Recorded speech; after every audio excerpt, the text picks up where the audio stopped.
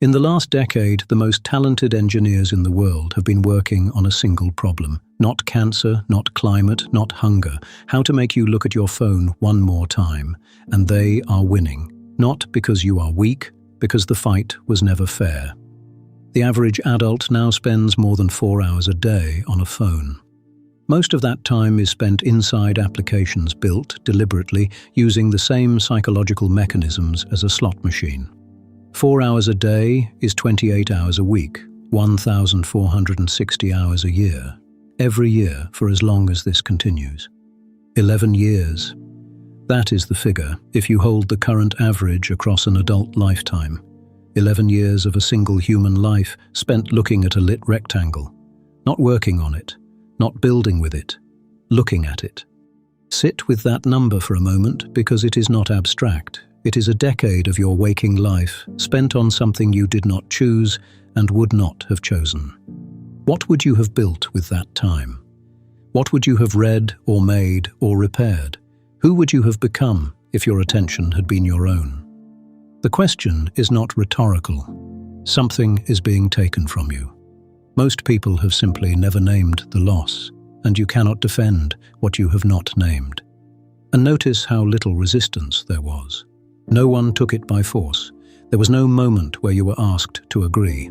It was taken in fragments, 4 seconds here, 90 seconds there, in amounts too small to notice and too frequent to survive. Here is the third law. What you pay attention to becomes your life. Not poetically. Literally. The neurons you fire are the neurons you wire. The thoughts you rehearse become the grooves your mind falls into by default. The content you consume becomes the voice you hear when you are alone. There is no such thing as harmless passive consumption. Every input leaves a deposit. The only question is whether you chose it or whether someone chose it for you and billed you for the privilege in hours. For most people alive right now, the honest answer is the second one. This is why the content you scroll past carelessly still matters. You are not a sealed vessel that information passes through. You are a riverbed. Everything that runs over you leaves the shape of itself behind. In 2021, researchers at the University of California, Irvine published an update to a long-running study on attention in the workplace.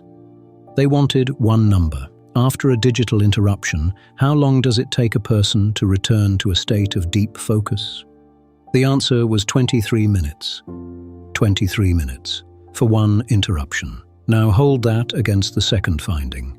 The typical worker in an open office is interrupted every 3 to 5 minutes. Do the arithmetic and something uncomfortable appears. If it takes 23 minutes to recover and you are interrupted every 4, then you never recover at all. You spend your entire working life in the shallows, permanently on your way back to a depth you never actually reach. And this is the part almost nobody says out loud. The exhaustion you feel at the end of such a day is not the exhaustion of hard work. It is the exhaustion of switching. You did not run a marathon. You started 400 times. Cal Newport, a computer scientist at Georgetown, has written about this more carefully than almost anyone. His conclusion is worth stating plainly. The ability to do deep work, to sit with one demanding thing for 2 to 4 uninterrupted hours, is becoming simultaneously rarer and more valuable. Rarer because the conditions for it are disappearing. More valuable because almost nobody can still do it. Which means the most valuable professional skill of the coming decade may be nothing more exotic than this: the ability to think. Notice what that implies. The skill is not disappearing because it became harder. It is disappearing because the conditions that allow it have been quietly removed from ordinary life, which means it can be quietly rebuilt. So why is it so hard? Why does knowing all of this change nothing? Because the hijack works on a feature of your neurology that evolved to keep you alive. The dopamine system is not a pleasure system. That is the popular misunderstanding. It is a seeking system, and it fires hardest not for rewards, but for unpredictable rewards. Food, you might find, a signal that might be answered. Variable reward schedules produce the most compulsive seeking behavior of any reward structure known to science. Not guaranteed rewards, variable ones. This was established with pigeons decades ago, long before anyone had a phone. A bird given food every time it pressed a lever, pressed it calmly when hungry. A bird given food on an unpredictable schedule pressed it until it collapsed. Certainty produces satisfaction. Uncertainty produces obsession. The slot machine understood this decades before social media did. The pull of the lever is not the reward. The possibility is the reward. The feed refreshes. There might be something. There might be nothing. That uncertainty is not a flaw in the design. It is the entire design. Understand this, and the frame changes completely. You are not lazy. You are not weak-willed. You are a human nervous system, running software written for a world of scarcity, placed in an environment engineered by teams of people with decades of behavioral data and a commercial interest in your compulsion. That fight is not fair. It was never designed to be fair, which means the solution was never going to be willpower. Willpower is what you bring to a fair fight. This one has to be won by design. There is something freeing in that if you let it land. Every failure of focus you have blamed yourself for, every evening that dissolved, every hour you cannot account for, was not a referendum on your character. You were simply outmatched by people who were very, very good at their jobs. 4 practices. None of them require you to be a better person than you are. 1. The audit. For 1 week, measure where your attention actually goes, not where you think it goes, where it goes.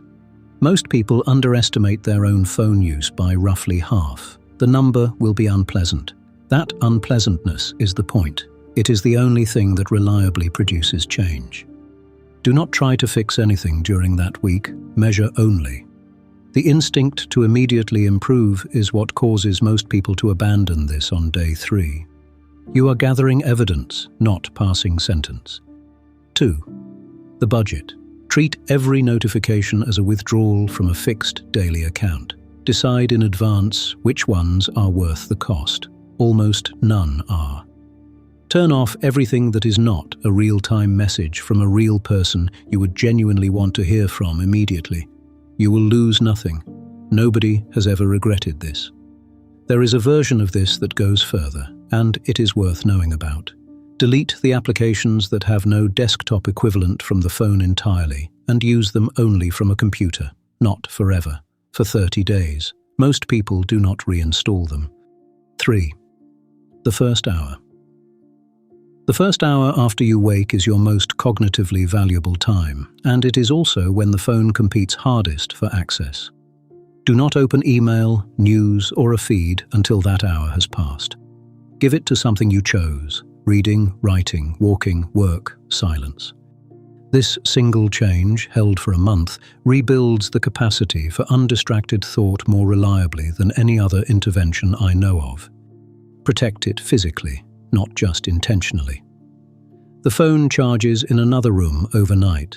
It is not the first thing your hand finds. The distance between your bed and the next room is, in practice, the distance between the day you intended and the day you get. 4. The recalibration. Twice a year, go somewhere with no signal for 2 or 3 days. Not as punishment, as maintenance. A nervous system miscalibrated by constant high-stimulation input returns, within about 72 hours of quiet, to a baseline where ordinary things feel rich again. Books become absorbing. Conversations go deep. Ideas arrive unbidden. That is not what retreat feels like. That is what your mind is supposed to feel like. People report the same thing, almost word for word, after the 2nd or 3rd day. Not that they feel relaxed, that they feel like themselves again. Whatever had been sitting between them and their own thoughts had simply gone quiet. Picture the person who has done this. They are not a monk. They have not thrown their phone into a river. They use the same tools everyone else uses. The single difference is that they are the one deciding when. Their work is deeper because it is possible for them to go deep. Their thinking is clearer because thought requires uninterrupted time, and they have some. Their relationships are more present because presence is just attention pointed at a person. And there is a compounding effect because deep work produces results that buy more freedom, which buys more uninterrupted time.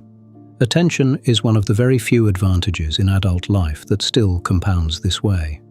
And their creative capacity, the thing that runs almost entirely on boredom, solitude, and long, unbroken stretches of thought, is growing quietly while almost everyone else's shrinks. In a world of fractured attention, sustained focus stops being a competitive advantage and becomes something closer to a form of wealth. It compounds, it cannot be bought, and almost nobody is accumulating any. Consider what that means competitively if you are inclined to think that way. Every year, the number of people capable of sustained concentration falls, while the value of what only sustained concentration can produce rises. That gap is the opportunity of the decade, and it requires no capital to enter. You will not win this by trying harder. The people on the other side of the screen have already accounted for you trying harder. You win it the way you win anything structurally unfair, by changing the structure, by deciding in advance and in writing where your attention is permitted to go, by building an environment in which the right thing is the easy thing.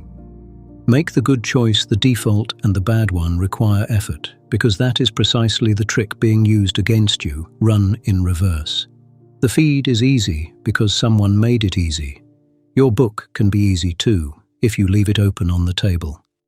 Your attention is not a resource you spend. It is the raw material your life is made from. Whatever you point it at is what you will have been.